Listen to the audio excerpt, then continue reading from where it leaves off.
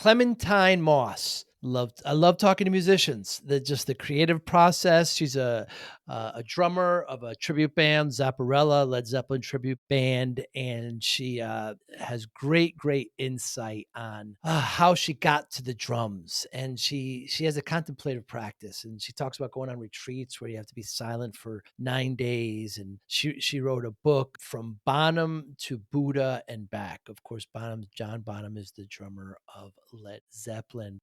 It's just a great conversation. I'd love to just to get in the mind and talk to musicians and talk about how it all comes together. I do make a reference at one point of the great movie, the drum movie that won the Oscar. We couldn't come up with the name, but I just looked it up. It's Whiplash, of course, with Miles Teller and J.K. Simmons. A great movie.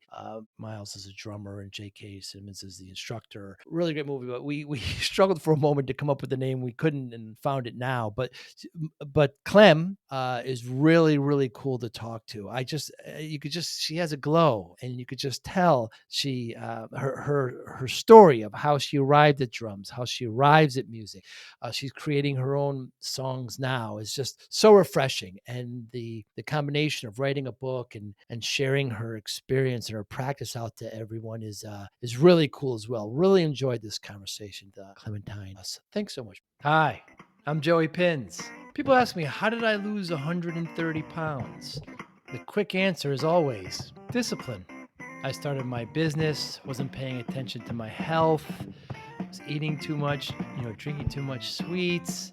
My daughter was born. Next thing I know, I'm pre-diabetic, I have hypertension. I knew something had to change. Discipline. I, like many of you, have faced many challenges in your career, in your family, in your life, in your faith. How did you attack them? How did you approach them? How did you solve them, hopefully? It all had to have some degree of discipline. I'm also asked, how did you found and start a tech business that lasted over 25 years? Discipline. I was committed to it, enjoyed technology, didn't enjoy some aspects of it, but knew it was necessary. Discipline. Our podcast mission, how do we use discipline to better ourselves and society? Join me, please, as I talk to interesting people and discuss how they use discipline in their family and their passion and their careers and how it helped them. Our podcast vision, growth through learning from others. Joey Pinz Discipline Conversations. It'll be light and serious. Join us, please. Thank you for consideration. To listen. Clementine Moss, thank you so much for your time. I'm very excited to talk to you. You were introduced to drums kind of late in your life, but what was it about them that stuck? Yeah. Well, I always think that, everybody has their instrument, right? And drums are just my instrument. They just make sense to me, as when I started taking lessons, it was just I could do what was explained, and now I look at it as a real connection to something kind of really fundamental to ourselves. I think rhythm, when you think about it, drumming came almost before language, right? Making sounds. And, the frame drum goes back, I think they found it back 80,000 years, in humanity. And it was used as part of rituals, during childbirth and for spiritual journeys and to gather the tribe and in battle. And, it's just the drum is something that connects to almost every person. Even if you can't hear, the drum can connect to you. So there's something that I connect to in the drum that I guess is wordless. And when I sit down at a drum kit, I feel more at home there, I think, than I do anywhere else. Yeah. And you're not a big kind of hardware or kind of the instrument itself. It doesn't. You can pretty much adapt to whatever set you have. That's what I've heard you say. Yeah, I'm not a gearhead Gearhead. at That's all. the good Yeah, gearhead. that's right. I'm thinking Yeah, the term gearhead, yes. that's right. I know. I just brought my drums in. They need their old drums and they needed some some spiffing up, and I brought Mm, them to the guy and I was like, "Listen, I'm really superstitious. I played the same thing for 20 years. I don't want mm, them altered. I just want them, I want the tuned stuff glued to the back together." ah. Yeah, so yeah, I don't know. I love to just sit down at any kid and try to make it work. Yeah. Mm. I Mhm. remember hearing an interview with Phil Collins and, listening to you reminded me, and they asked him, it's like, how can you sing and play the drums at the same time? Isn't that difficult? And his point was, it's easier to sing while you play the drums because you know where the beat is and you know you control that. So it's easier to know when to kind of come in and come out. Do you ever sing Yeah. when you play? I have done that, and I recorded a couple of videos because people kept asking me, if I did it, and so um, for me, the singing and playing is easy because when I learned how to play drums, I learned by counting out loud, right? That Mm. was a big part of the method that I learned. When we count out loud, we cut off a lot of that internal noise that's, freaking Hmm. us out about like, what about the left foot? And what about the right? If you're counting everything, your body kind of follows along. Um, but yeah, so I think that that part isn't hard. The part that's difficult is amplification. Ah. Right, because I have a microphone that's not only picking up my voice, but it's picking up the drums, and, Ah. I have to play more stiffly because my mouth, it has to hit the microphone, and if I wear a headset, then I look like a dork, and so, I kinda Interesting. gave that up. Yeah, it's hard, but, I know Bron Daler from Mastodon is he's a drummer, and he sings, and he's, wonderful, so there are those people who kinda can overcome it. Yeah, we see that example time and time again. And when did the love for John Bonham, of course, the drummer for Led Zeppelin, when did that happen? Well, that was really cool because, I figured out when I started playing drums, like, oh, that's why I loved Led Zeppelin so Uh, much, uh, because I got to fall in love with Zeppelin way before I was a musician. And so I was just a fan. And when I started playing drums and realizing that my style somehow had been informed by the fact that Zeppelin was so prominent in my early huh. life. Yeah. Yeah, his style is so unique. I remember reading things like he would actually hit the drum so hard that the skins would sometimes break. I mean, it's just a fascinating, Mm, and those beats have been used in so many like hip hop songs and repurposed. I mean, they're so right. iconic and unique. Yeah, yeah. I really say that the reason Bonham is, such an amazing drummer and why so many people know his name, right? Because a Mm, lot of people don't know the drummer's name, right, right? right, right. Why he's so, gain that stature is because he had a magical sense of time. The space between the beats is where you really hear how a person Mm, understands rhythm, understands time, and it really is the communication um, for a drummer to reach somebody. And if the space between the beats is shorter than it should be, then it feels really rushed, and then you kind of interpret somebody as being maybe nervous or too excited or overcompensating, right? And we feel that on a really subtle level. It's amazing how much we know about drumming as just listeners because, mm. we walk down the street, we're drumming, right? We're walking in step, we're walking in time, we're dancing in a sense every moment of our life. So we're very aware of the subtle differences in that space between the notes. And for Bonham, he had a magical way of it's almost like you're waiting. He builds up this anticipation where it's almost like this longing Yeah. for the thing within this, and it's such a subtle thing. It's Yeah. in milliseconds, right? Like, I Yeah. in rock and roll, I mean, you're right, he almost creates, like, a tension, you Yeah. know, because it's just like that just it shouldn't be that way, but then when you hear it, it's like, "That's the only way it can be," but it's like, it just draws you in, and that's all you hear sometimes. Yeah, that's right. That's right. Yeah. I mean, the when the levee breaks, that's I Ah, think it's the second most sampled song in sure. all sampled songs, and it's because of that drum beat. And it's because, when you really listen, there's an authority, Mm, right? Like if somebody takes their time, there's a real it conveys a kind of power and authority. And it's something we're very drawn to. It's like a charisma mm. that we're very drawn to. And he had that in spades. And I think that's why people connect so much to his playing. Coming down, what was the movie where the drummer and the student and he was won an Oscar, right? Yeah. When he was slow and he was too fast. It was a great movie. It's so great I can't even think of the name. You know what I'm Yeah. talking about. Yeah, yeah, I Um, do. I can't can't even think of the name yeah, either. yeah.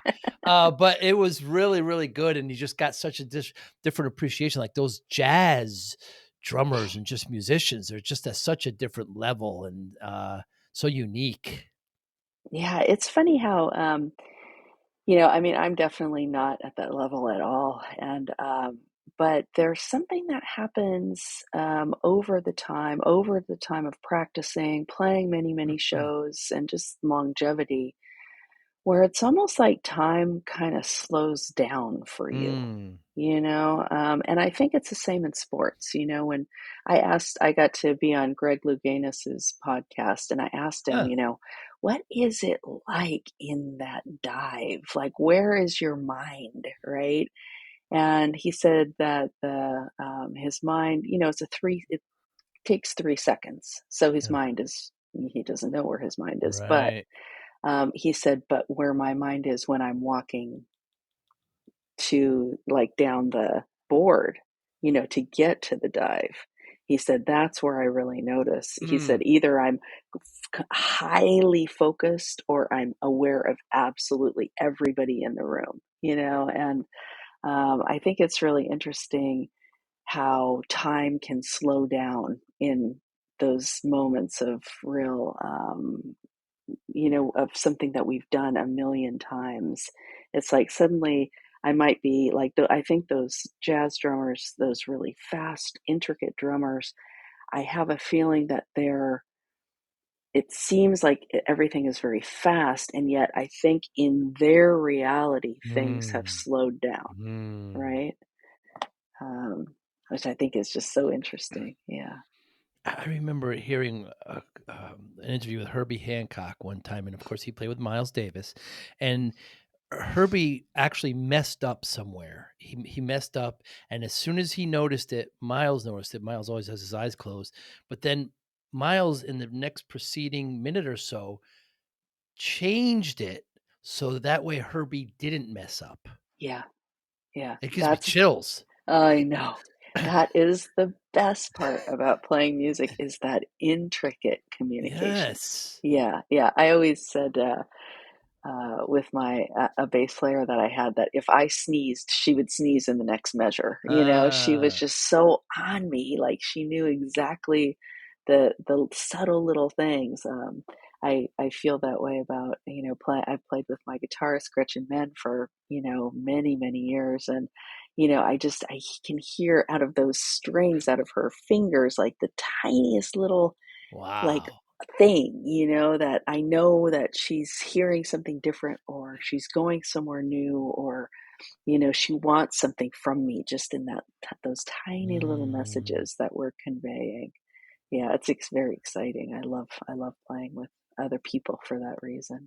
Yeah. You're all the way you're all connected. I see that with Prince too. I mean, Oh he's gosh, yeah. he's in such command of his instrument, but he just kind of gives a little glance, a little nod back, and that person or people understand what they need to do, and he kind of turns his body. It's just you could just tell there's a whole other concert going on between the musicians, and Yeah. he is in complete control. He is the narrator. He's the author. It's so wonderful. It's wonderful. Yeah, it's wonderful. I love that you noticed that. Yeah, yeah, it's Yeah, really you could great. sense it. You could see it in his eyes, and oh my goodness, where does your contemplative practice fall into play with music, Clementine? I mean, I think it came first.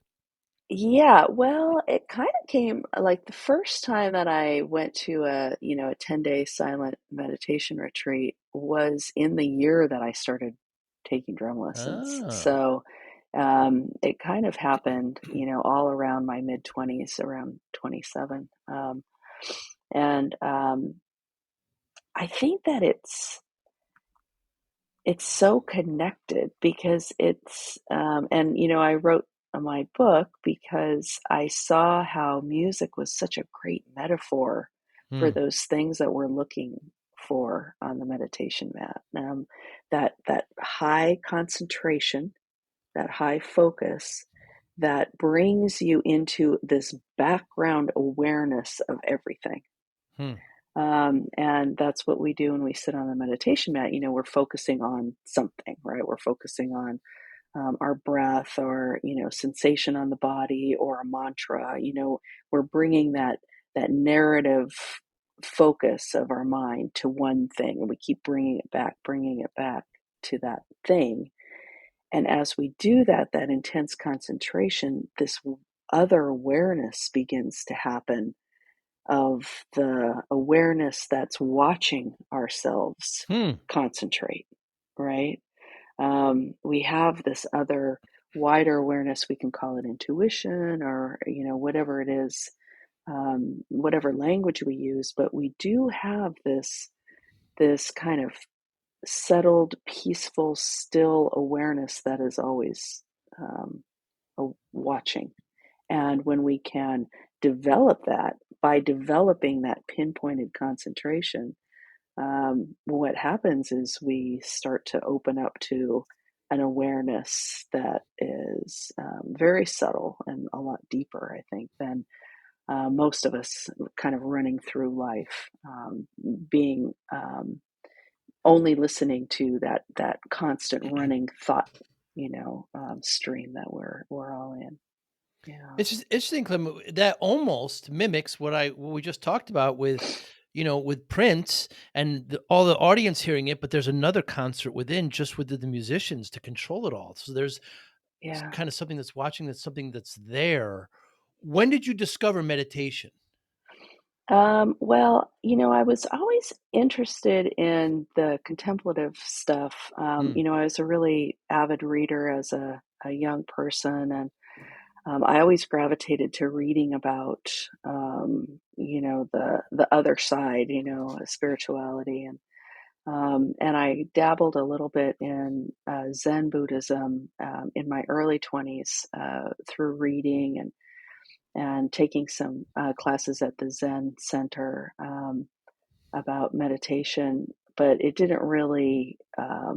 didn't really start to actively practice meditation until that first 10-day retreat and when I Hmm. was 27. And that was a silent retreat, as I understand. Yeah, it's a Vipassana retreat. You go in and you're meditating. You take a vow of silence for 9 days or 10 days. I can't remember, 9 or 10 days. And which is a great gift. Hmm. People focus on the not speaking part of it, but that's actually a great gift because it's not speaking, not gesturing. So, and you're living communally, right? You're living in a big place with a bunch of people. So, you are waiting in line at the meal for a meal, and you just wait until you can go where you need to go. You're not Hmm. saying, "Excuse me, can I get in there?" Like all of that stuff that we do all day long, where we're Hmm. aware of how other Hmm. people are seeing us.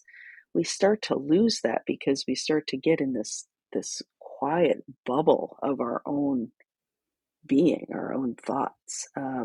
And, for me, the biggest worry that I had the whole time was that I would bump somebody out of their bubble by being too, in their face or not being aware of them. So, again, a high awareness, like a singular awareness in myself, but then a bigger awareness of everybody else, and just being aware that I really wanted to give everybody else the chance to be in that same Mm. silence that I was in. So that's kind of the easy, the relieving part is to not speak. The more difficult part is then where you are is in your head. And there's a Mm. lot of stuff in there that can be difficult to sit with and be with for hours on end. Yeah. So are you writing things down as thoughts come? No, no, there's no writing. There's no, Amazing. yeah, there are a lot of kind of rules, like you give up your phone. There's no writing. There's just meditation. And so, you wake up at the bell rings, I think at 4:30 in the morning, and you can either meditate in your room or you can go to the meditation hall. Um, and then I think at 6:30, we have tea and fruit. Like, oh no, we have breakfast, right? And then you go for your first meditation, where there are three 1 hour meditations that are kind of required for the day that you should be in. So at 8 o'clock, you sit for an hour. You try not to move, and you do the technique, which is where it's sensation in the body that you're looking at. So your mind is kind of sweeping down your body and just being aware of what's present, right? That's all is required. And then you kind of meditate, and then there's another one, I think, and then we have lunch at like 11 or so, and I think then we can have tea and coffee around 5, and that's so you're not eating a lot because you're not doing a lot. You're Mm. sitting in meditation. And then there's a lecture around, I think 7:30 or so. You're in bed. So you're not writing anything down. There's no yoga. There's no spiritual. You're not bowing or doing any kind of stuff like that. It's meant to kind of give you the time to completely devote yourself to meditation. So it's very simple. Yeah. And those 3 hour meditation, kind of required meditations, 1 hour, are they assisted? Is somebody instructing you? You get instruction at night, I see. every night. And the person who came up with this, and there are, I don't know, 600 of these meditation centers around the world. They're all donation only, so they don't cost anything. And you're fed and housed in lovely places. And the person who created it is a man named S.N. Goenka. He's since passed. He was from Burma and started practicing this form of meditation, started teaching it in India, and it just kind of spread worldwide. And so he gives the lectures. They're recorded lectures from like the 80s or 90s Oh. that you watch every night, and it explains. And it's funny because he's very intuitive. It's like, this is day 6. Today you probably felt like this and this and this, and you're like, oh my God, that's exactly how I felt. Wow. So it's a very kind of it's I don't know. I couldn't speak high enough about it. I've been to 5 of them. Wow. I have friends who've been to 20, and it's a great gift for humanity. They brought this practice into prisons, and it's Mm. created a great change for a lot of people. And yeah, and there's nothing required of you other than to do your own work.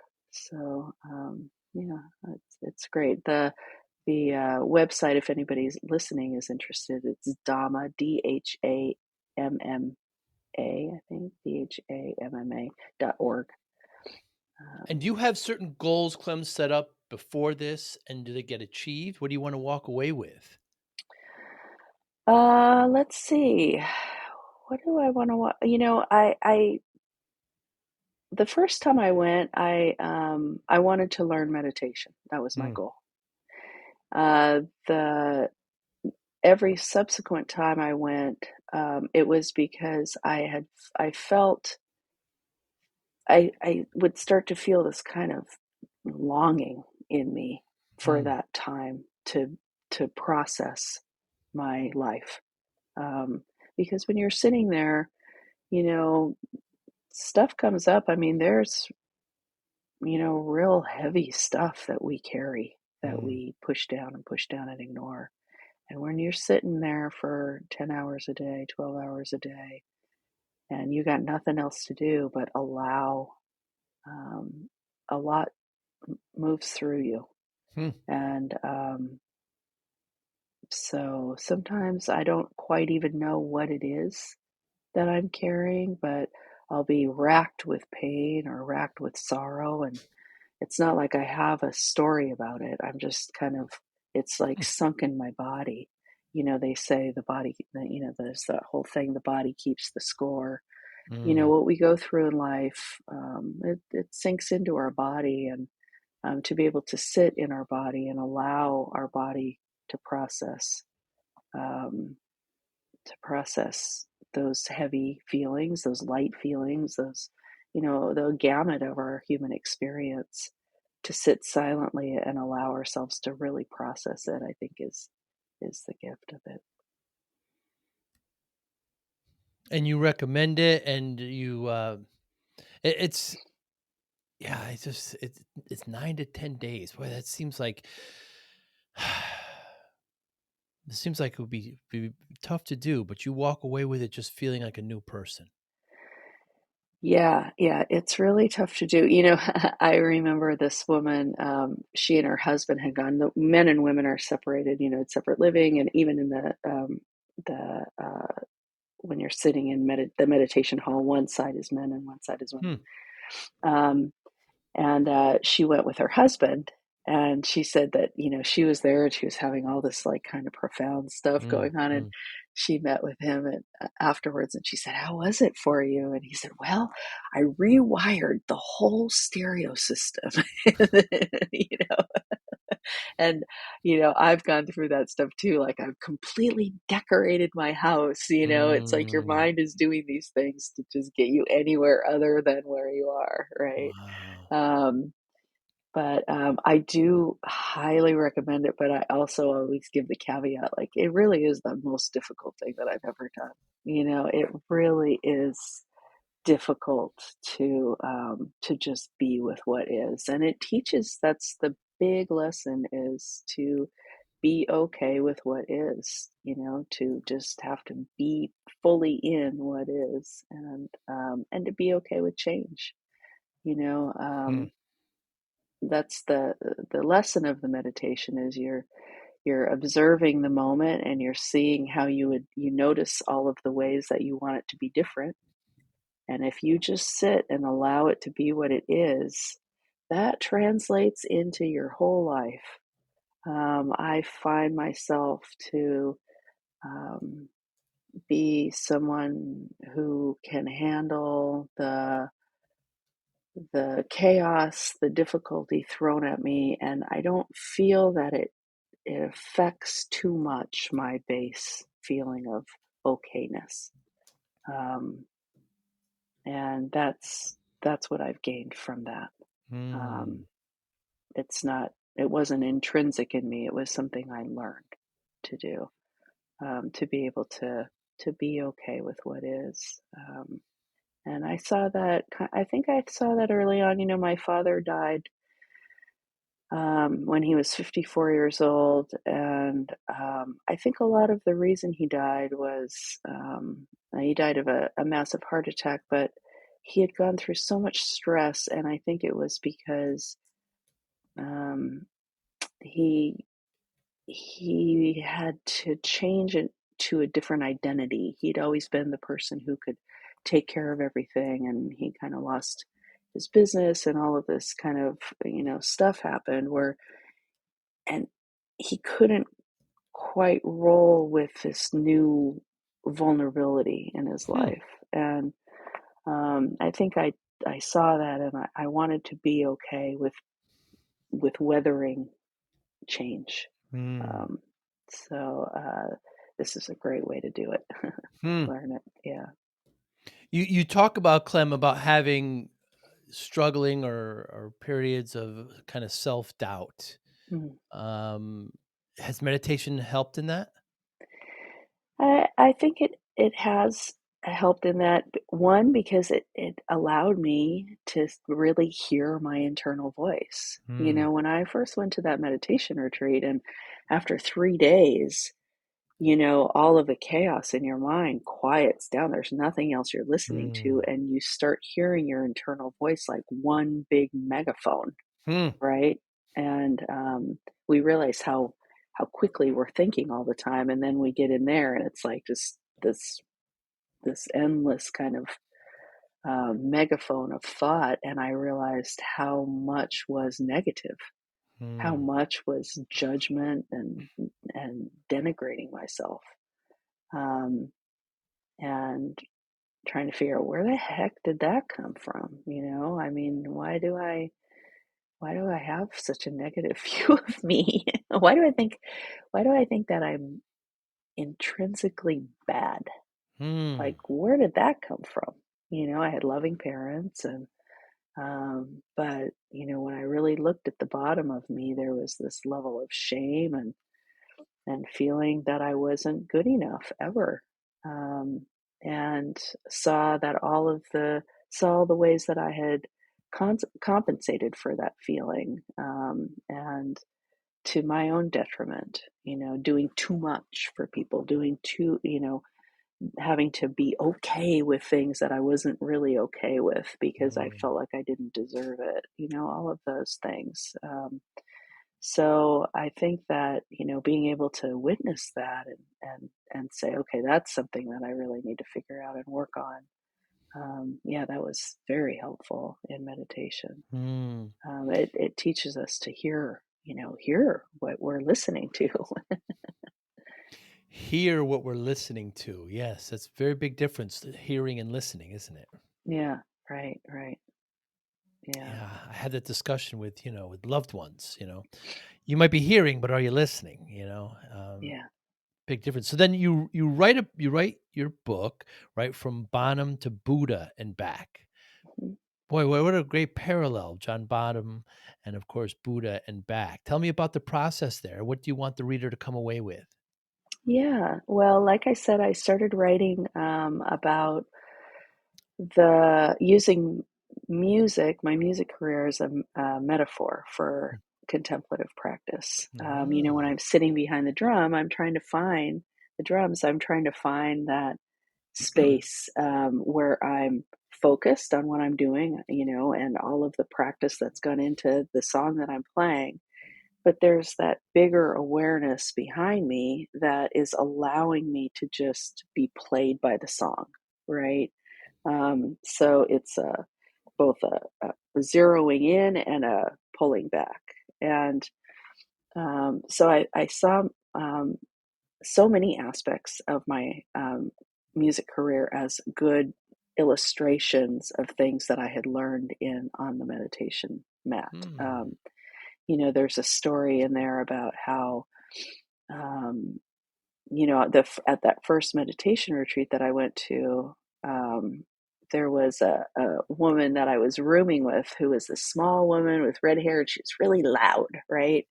And how I had put this, like, I created this whole thing in my head about how she was inconsiderate and, you know, like really selfish and all this stuff just because she just was loud. She would Huh. just kind of stomp around and stuff. And at the end of the thing, I happened to sit next to her and I talked to her, and she like, you know, worked with homeless people. It was like the kindest person, funny, Wow. sweet, like so. And I realized that all that judgment was mine, right? It wasn't, didn't have anything to do with her.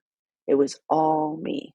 Hmm. And those kind of lessons I think are really interesting when you think about, you know, playing with other people, communicating musically with other people, dealing with, people who come up after the show, or all of that stuff, and realizing how much my own judgments and stuff get in the way of real communication, of real connection. Um, and so those kind of there's parallels between my two worlds that way. Mm. And so that's why I wrote the book, to kind of, I use Bonham as a metaphor for my music career, because I've played his music for so long, and Buddha, because a lot of the meditation practices come from Buddhist traditions. Mm. So yeah.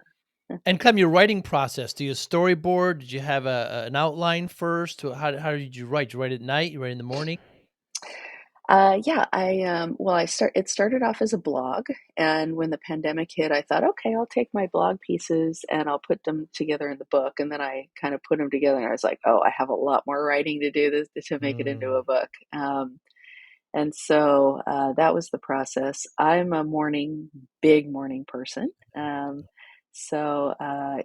Writing in the morning is usually what I do. Although I do like to write on planes, and I travel quite a Mm. bit with the band. So being in motion also helps me to write, at least get ideas down. But the real writing, editing always happens in the morning for me. Mm. And Yeah, it was, I don't know. I'm I'm passionate about the creative process, and I love to be Mm. carried away, by creativity. And I've kind of built my life to be able to, um, to be carried away by those creative projects. So when this happened, I always knew I would write a book, and when it was happening, I was so happy that, Huh. oh, now it's the time for me to write the book. So You just felt it. yeah, I felt it. Yeah, yeah, And what do you want the reader to come away with when they read, From Bonham to Buddha and Back? yeah.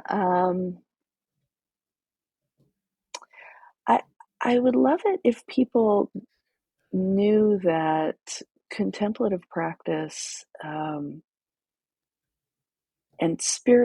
our spiritual life is our whole life. Huh. That it's not a compartment that we set it in. We don't sit down on the meditation mat and ding the little bell and light the candle and be there for 20 minutes and then get up and just run through our day. That it's all the same thing. Like, we can do those practices of, mindfulness, taking a nice deep breath, um, noticing our thoughts, noticing our reactions, like all of those things. It's all a part of our life. It doesn't, we tend to compartmentalize things. I like to, I have a teacher who says, our spiritual life is our life. The way that we make all of our choices is a part of our spiritual practice. And, you think about a rock and roll drummer traveling around, that seems very unspiritual. And yet I see that it's all the same thing. For a long time, I thought I Mm. had two tracks, my contemplative track and my music, and never the twain shall meet. And Mm. then as I got older, I just realized, oh, it's all the same thing. I'm Mm. learning the same lessons in no matter what it is I choose. Am I moving with concentration and awareness? Am I in that same, I know you talk about, the whole podcast is about discipline, and Yeah.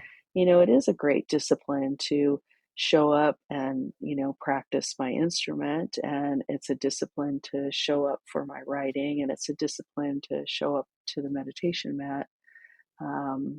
It's all, it's the same energy behind all of it. Wow. And, the energy I like to really focus on is the enthusiasm.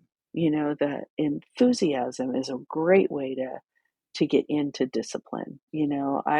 Discipline was always kind of hard for me when I saw it as something rigid, Mm. right? But when I can see it as like following my Mm. enthusiasm for the outcome or enthusiasm for the moment, both are fine, right? Hmm. Yeah. Clem, your band Zapparella, is it a tribute band or a cover band? I think a cover band, I think plays many different songs, Artists. and a tribute band is for one band. Yeah. And Hmm. you're all Led Zeppelin, you guys don't go off and I saw videos, but I've only seen you do Led Zeppelin songs. Do you ever Yeah, on it's only Led Zeppelin. Yeah, I it's a see. Led Zeppelin. That's a Led Zeppelin band, and then each individual player has their own um, solo music that they play. Yeah, I which is kind see. of cool because we each have very different music. You know, my guitarist plays really amazing instrumental hard rock. My bass player writes kind of hard rock metal kind of stuff. My singer sings a lot of jazz and like R&B kind of stuff. I'm Mm, more singer songwriter in the stuff that I write, and yet Zeppelin kind of contains the whole, right? It like interesting. contains all of it. Yeah, it's interesting how we meet at Zeppelin. Yeah. Even the 4 members of Led Zeppelin, they would listen to very I thought I remembered John Bonham listened to, like, a lot of James Brown, Yeah. and Oh, yeah. he loved that, whereas, the other players just listen I mean, that's what makes it great when you have such different tastes that they all kind of bring it together. That's Uh, right. so what happens if you don't play Stairway to Heaven? We don't play Stairway to Heaven. You skip that completely? Yeah, yeah. Really? We decided when we started playing it, we were like, let's just leave one song to them, right? Ah, Like, let's just not trod oh, on the Led great, Zeppelin. right? Oh, Yeah, I yeah. see, That's the I one that we see. keep sacred. Yeah, yeah. Interesting, We're a interesting. no stairway band. And so the other ones, do you make any changes at all to it, or do you stick to the original? Do you Well, improv at all? the reason I've done this for so long, because the band's been together for 20 years now. Yeah, the reason we've been able to do it for so long is because, there are parts of Zeppelin songs where we get to improvise. We get to Mm. be a band within a band. The middle of Whole Lotta Love or the middle of Oh, yeah. Immigrant Song. There are places where they stretched out, they did different things They live sure every did. time. Yeah. And so we get to do that. And that's what makes it fresh and fun. And, we're always trying to come up with something new. And it also kind of makes it, like I said, a band within a band. We get to Mm. really, we're not just, learning the song as they did it, but we get to kind of come up with our own, Holly takes a bass solo in the middle of, a couple songs. And, Gretchen gets to really go off at the beginning of Dazed and Confused. And, Mm. or with the bow solo. So, yeah, so that makes it really fun and interesting. Yeah. Yeah, so yeah, for a good at least minute and a half in the middle of a Whole Lotta Love, they do this whole kind of whirlwind kinda tornado kinda thing, and All right. yeah yeah, and so you get to improv and do whatever you like. That's very interesting. Yeah, yeah, it's really fun. Yeah, it's really fun. The Moby Dick solo. Oh, good.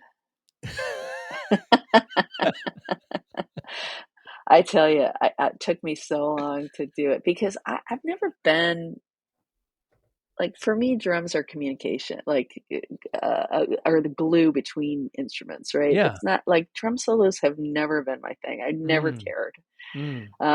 And so I started getting a lot of pressure to do the Moby Dick drum solo. And then I thought, okay, well, if I'm going to do the solo, I can't copy him. Like a Interesting. solo is an individual voice, right? I have to create my own solo. I have to nod to him, of Mm, course, mm. but I have to do my own thing. And it's never been I've never been happy with it. The and now lately I've been working really hard on getting to the next like trying to make it better.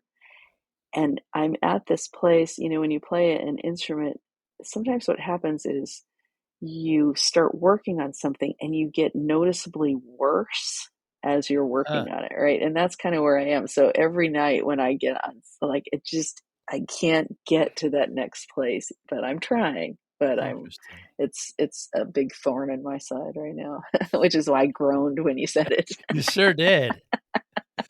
You sure did. And so, I heard that you actually met Robert Plant. We did, yeah.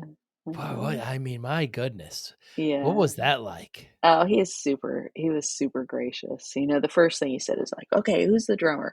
All right, I bet you want some Bonham stories, right?"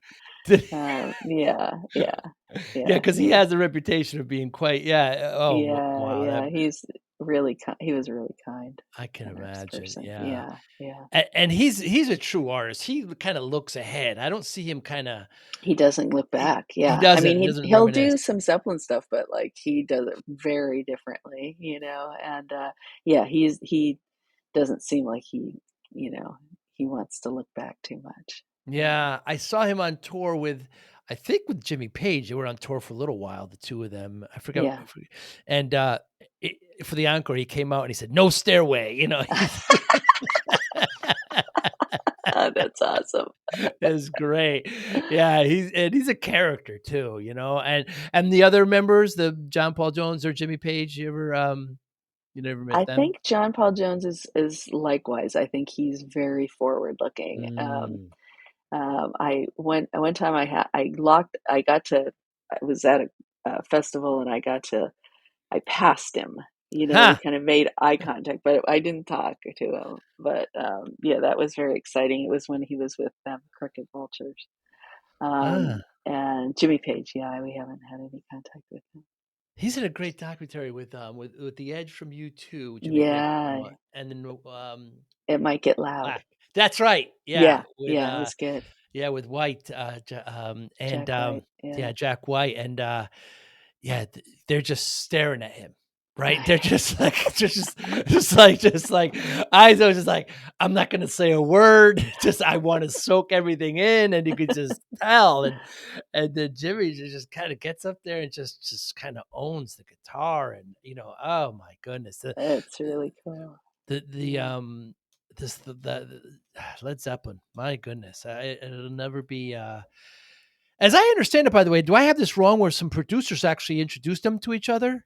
Do I have that wrong? They were kind of a super group? Well, yeah, Jimmy Page and, John Paul Jones were session musicians, and Right. Page played on a lot of stuff, they both The did. Yardbirds, right? And he was Well, yeah, he started I think they were, yeah, they did the Yardbirds, and then, Jimmy had an idea for a band, and, I think he I think he saw Robert Plant, I think is the way it went, and then Robert Plant said, "Hey, I have a drummer," I see. because, Plant and Bonham were from the same area and had Ah, played in I don't know if they played in bands together, but they had played in, bands that had played together, and so he sure. knew of Bonham. He said, "I think I have your drummer for you." So I think that's the way that went down. And you Yeah. have the whole influx of, of the So what Rolling an exciting Stones. time, right? Yeah, yeah, with all these Yeah. Eric Clapton, all these they all knew each other, and Yeah, yeah, and then something going on over there in California as well, and they're kinda going back and forth. I mean, it's just, the yeah. explosion, the change of music between the '50s and the '60s. I don't know if we'll see that again. I mean, it's just dramatic and Dramatic, yeah. yeah, How yeah. exciting. It Yeah, really really was. I exciting. mean, my mother would punish me by taking her Beatles albums away. I mean, that was what the worst thing. It's like, what am I going to listen to? I mean, it was, I just can't imagine a time without it. You talked about discipline before, so my story. I started my business when I was younger in the '90s, and I wasn't paying attention to my clim. Talk about self doubt. I just geared everything towards that. I had a child. I wasn't paying attention. I got myself up to 340 pounds. The doctor said to me, if I don't lose the weight, not going to see my daughter graduate. My oldest was just born. And so, spent the next 6, 7 months, lost 130 pounds. And people always want the quick answer, how'd you do it? How'd you do it? And I always say discipline. Like you said before, I created a routine, I got some willpower, I got order, some structure, and I lost the weight. So you kind of alluded to it before, but given yourself right now, what is your role? Discipline, how does it play a role in your life, Clem? Yeah, I feel like I said, I have the luxury of being able to wake up every morning and have and figure out, where is my enthusiasm going here? Mm. And lately I've been really kind of obsessively dealing with songwriting and getting a couple of albums together of original music Wow. um, and that takes time every day for me. I want to show up every day for what it is that's important in my life. And it's also about carving out space for all of the things, that are important in my life. And physical health is important. Exercise, Mm. which I've kind of recommitted to. Like you, I always have fluctuated with my weight, and Mm. it's something I have to be disciplined about. And those kind of things. But I try to look at it not ever like I'm punishing myself, because I think I did Mm. that for a long time. Hmm. Discipline equaled punishment, um, taking away things that I wanted to do, um, or or being. I'm very good at the very extreme end of things. Doing like a really intense diet or a really intense juice, you know, fast, or all of these like very intense things. That is almost easier to me than being able to just be moderately, like, showing up for what's important and not putting too much stress in it. So that's my big, Mm.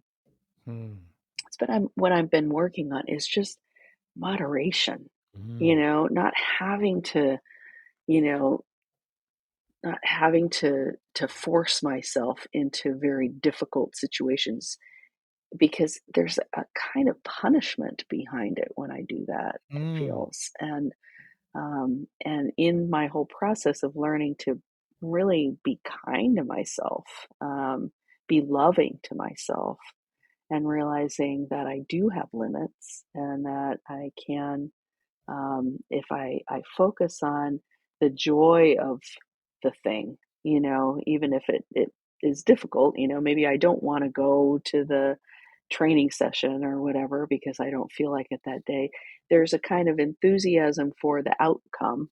I can focus on that kind of enthusiasm. That feels, it's like, then it's easier. Then it's just a part of my life. It's not, again, I'm not compartmentalizing things. I'm Mm. not making rigid structures. I'm just being easy with myself and living my life, Hmm. in a loving way. So I don't know. I hope that made sense. It did, and it's refreshing, Clem. I recently I a musical duo that I follow, and I asked them to be on the podcast, and they reply, "Well, look, your show's about discipline. We have nothing to do with that. I don't." And I said, I said, "Look, I don't claim to be Mr. King Discipline. I fall short in many ways, but you're musicians. Doesn't that require a form of some kind of discipline? And even the act of getting up, writing, committing yourself to the music. I mean, I think you mentioned militaristic and punishment. I think some people have that view, and there's no wrong answer. Here's the beauty, right? Right. There's no Yeah. wrong answer. Yeah. I have this ongoing thesis that discipline is a spectrum, right, and Yeah. has many elements.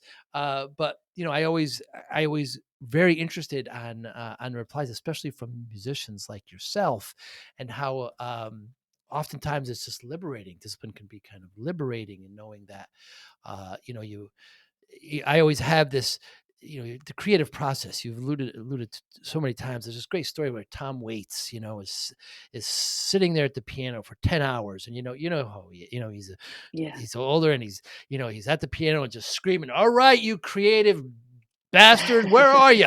I'm here. I'm waiting." And so, and you can't force it. Sometimes it comes naturally. And, just the whole creative process is just so wonderful, and you can't control it. And I just think discipline plays a role in it, as a minor or as major as it may be, but it's got to be some structure to it somewhere. You have to show up for it. Yeah. You have to show up for it. For a number of years, I worked, day jobs. I worked in a law firm, 9 to 5, and then I would go to the studio and I would work at the studio on music and every night after work. And people at the law firm would be like, "How do you do that?" Yeah. Like, I'm tired. I want to go home and like veg Right. out. And Unwind. some nights I would get to the studio and I would just be tired. I would just feel like I had nothing going on. And yet I would think, okay, well, then tonight's the night that I organize my files. Tonight's the night where I clean off my desk. Tonight's the night where I, put a new head on the drum. It's like tonight's the night where I don't have the creative juju going, Mm. but there are other aspects to the creative process that need to be taken care of. And as long as I show up here, sometimes if I'm putting a head on the drum and I start hitting it, I'm like, oh, yeah, there was that thing I wanted to try. And I'll get drawn into it. Wow. Some nights I would go in and realize that um, if I had spent the time 2 nights ago to organize this thing and get this track ready, then I wouldn't have to do it now when I really felt the creative juices going. You Mm. know what I mean? Like I was all set up. Like I could come in and be like, all right, I got something going on. I want to lay it down and Mm. it would Mm. be all ready for me. And so the creative process looks different day to day. But you have to show up. You have to carve out the time. You have to say, every night after work, I go here. And what happens there, I'm going to just let it happen. Mm. Yeah.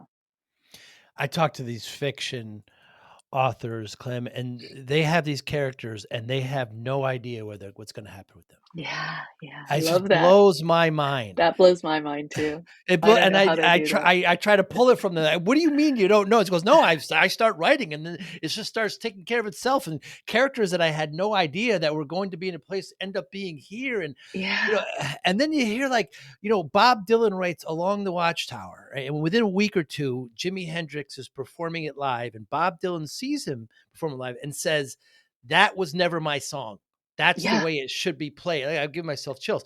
That's the way it should be played. So the creative process sometimes it comes to the wrong person, some of these artists feels. It didn't belong here, but I used it and now it's where it should be over there. It's incredible, isn't it? It's incredible. Yeah, it's so exciting. I love the idea of like Bach saying that, this is not my music. Right. This I'm just the instrument for this. Vessel. This is Yeah. not mine. And I like that idea as well. And the idea of keeping yourself in a like fit for it to move through you, right? And for me, that's why I'll practice drums, which practicing drums has never been fun for me, Mm, right? mm, I like playing drums with other people, right. playing drums. That's why the drum solo is not interesting to me. Like I want Mm, to play with other people, but I have to go and just keep the instrument moving so that whatever it is that wants to come through can come through, right? mm, Keeping the voice, warm or whatever, keeping the writing going, like being able to just kind of, you know, even if it feels like I'm not, writing is a great example of that. It's like turning on a dirty tap and just letting a bunch of junk ah, come out, ah, right? Before, the stuff that you can use comes through. So, I just showing up, that's the discipline. Um, and, for me, it feels fun because there's nowhere else I would rather be. So I think mm, that's a big part of discipline is finding something that mm, makes it and that you feel a little easy about. mm, I mean, and thinking about, getting in physical shape. I mean, there's nothing more motivating than, being able to live for a while in a good way, right? So in a way that there's a joy to that as well, right? Yeah. certainly is. What motivates you, Clementine Moss? What motivates me? Um, well,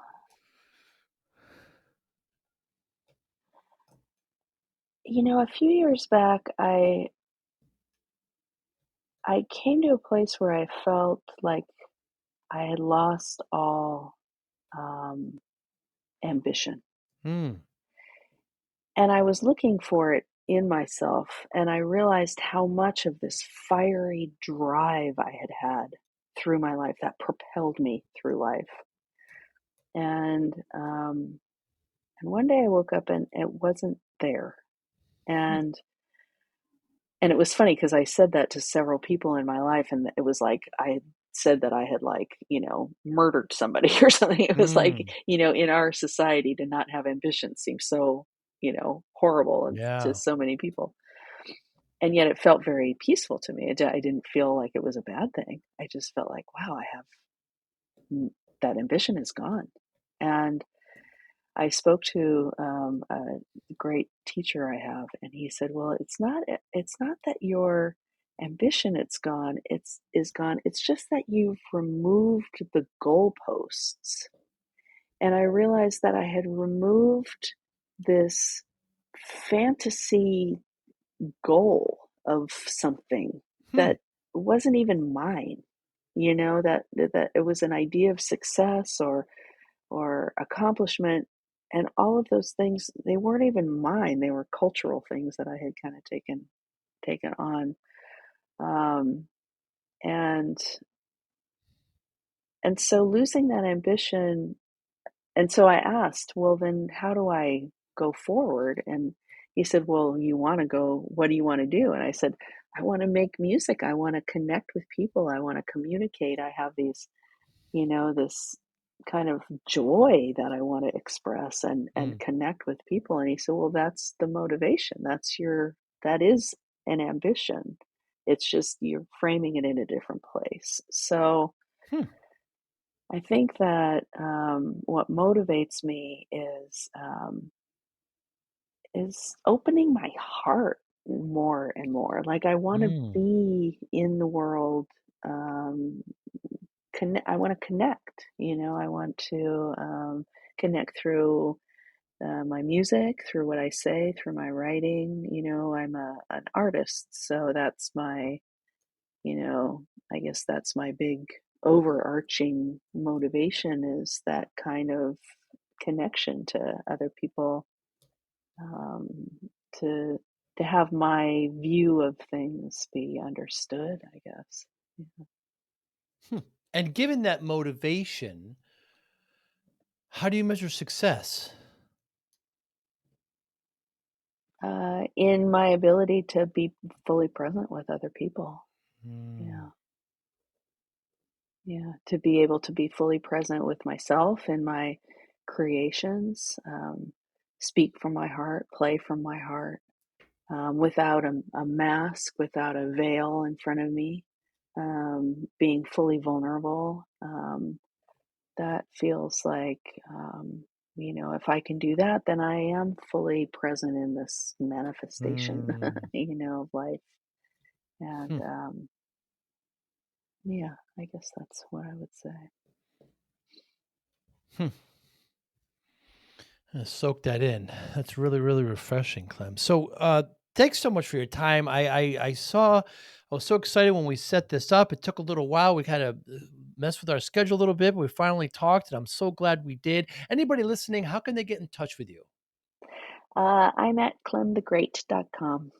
Yeah, easy. ClemTheGreat.com.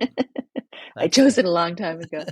Now I have to live with Oh, you own the domain. Yeah, there you go. You're on Facebook, you're on Instagram, you're on YouTube. Of course, your book's on Amazon. We'll make sure to put all those links up. So nice to speak with you.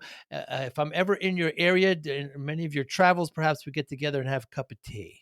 Oh, I love it. I love it. Yeah. And you're in New Hampshire, is that right? New Haven. New Haven. Oh, in Yeah, Connecticut. in the Yeah. Northeast. Okay. Yeah, Well, yeah. yeah. Sometimes we play out there, so I'll let you know. Very cool. You be well. Thank you. You as well, Joey. Thank you. Thank you for listening and or viewing Joey Pin's Discipline Conversations. Please share this episode with one or two of your friends who you think may benefit from the episode. Our website, www.joeypins.com. There you find lots of resources and you could join our mailing list. Please follow us on all our social media, Instagram, Twitter, and Facebook. Podcast information, the video version of our podcast is on YouTube. Please subscribe. Audio is on all major podcasting platforms. Please follow them. And if you like it, please consider giving 5-star rating. Would really appreciate that. Thank you again for listening or watching Joey Pinz Discipline Conversation.